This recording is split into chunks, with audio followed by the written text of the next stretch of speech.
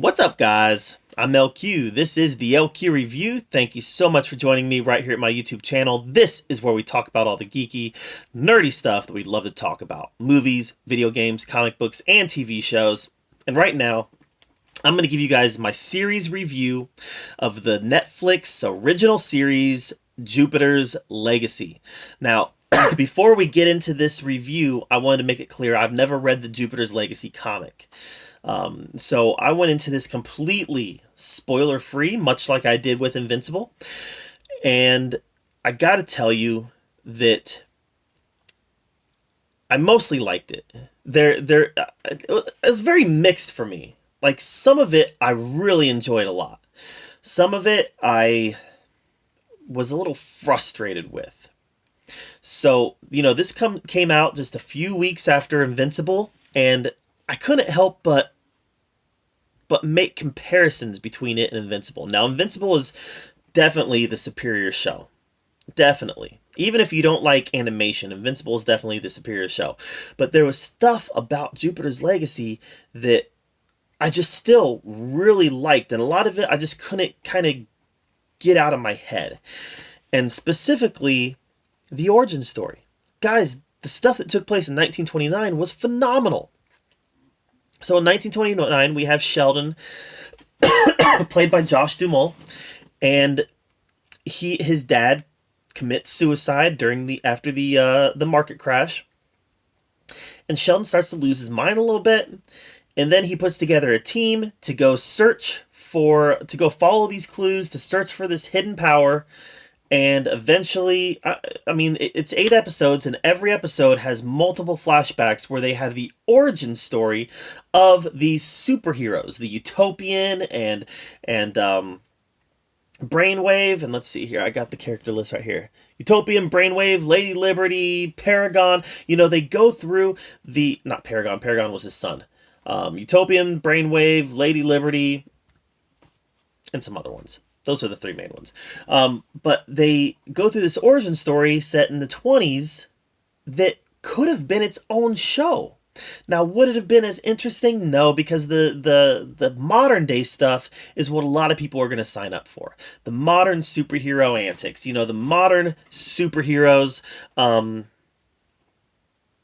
wrestling with what it means to be a modern superhero, using old school codes, using old school beliefs. Specifically the new school or the old school characters have a code that is very much against killing. You find another way to take the bad guy down. You don't kill him. Now, the new school is very much like, there's situations where we have to. There's situations where we have to use that force. And this definitely explored that a lot. This series explored, and that was some of the stronger stuff in the series for me, was this exploration of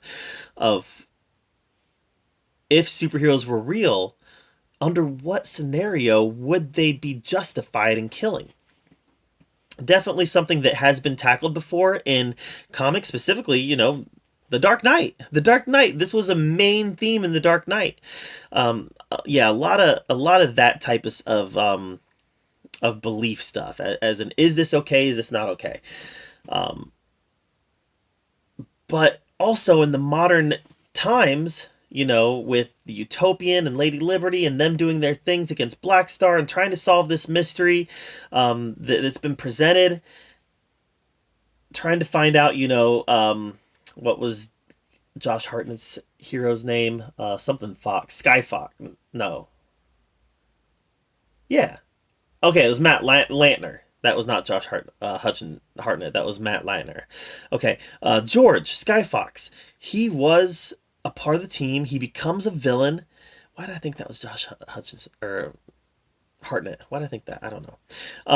But he becomes a villain, and they're trying to solve this mystery behind, who sent this evil Black Star that was like leveled up to fight them.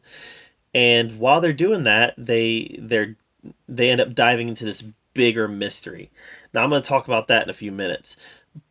But someone told me that the comics really focused on the younger generation a little more, and this doesn't. This definitely focuses on the older generation. In fact, the younger generation, outside of Paragon, Utopian Sun, I could care less about any of them. Even Paragon's daughter, Chloe, like, she was completely uninteresting. She was boring. She was actually pretty annoying. Most of the younger characters were, maybe that's just because I'm an older guy. You know, I turned 40. I turned 40. So maybe because I turned 40, now I'm looking at Utopia and I'm like, you go, Utopian. Maybe that's it. I don't know. But the younger characters I just wasn't into, and I found outside of the morality questions on whether it was okay to kill, I found the whole modern storyline to be uninteresting. Utopian and Lady Liberty and Brainwave, they are interesting characters, but they kept finding themselves in uninteresting situations. And what became really frustrating to me was the end was supposed to be this big twist ending, but the problem was it didn't make any sense. It didn't make any sense. This twist ending involved one character. This twist ending involved one character falling into his own trap, possibly killing himself in his own trap, so there could be a reveal at the end between him and one other character. Like, it didn't make sense. I needed more because I was just sitting there like, I was doing this. Yeah, I was like, huh? What? I understand. I get it. Like, I get the twist, but what? So it was really outside of the Utopian and Lady Liberty and Brainwave just being compelling characters. Nothing really happened in the modern story that was all that interesting. Meanwhile, the 1929 stuff was compelling. It was interesting. It was a fun origin story that felt like, it almost felt like an Indiana Jones adventure. It felt like an adventure movie that ended with the adventurers getting superpowers. It was, I'm telling you, the older stuff was by far the most interesting stuff. But all that being said, this also was in the vein of The Boys. It was in the vein of Invincible. It had some scary images in it. It had some gore in it. It had adult language in it. It had some minor sexual content in it. It was that vein of superhero telling that we've been getting a lot of lately. So clearly I'm going to compare this to The Boys. I'm going to compare this to Invincible, and the problem is that it's just nowhere near as good as either one of those shows. I like what Josh Duhamel's doing here. I think that he's really embodying this character of the Utopian. But the problem is that nothing that's happening in this show is as compelling as what's happening in The Boys, is as compelling as what's happening in Invincible. This story just kind of fell flat, and that's because you don't know the motivations of anybody who's pulling the strings in the background. You don't even know for sure who they are until the end, and once you realize who it is, you're like, why? So, I don't know.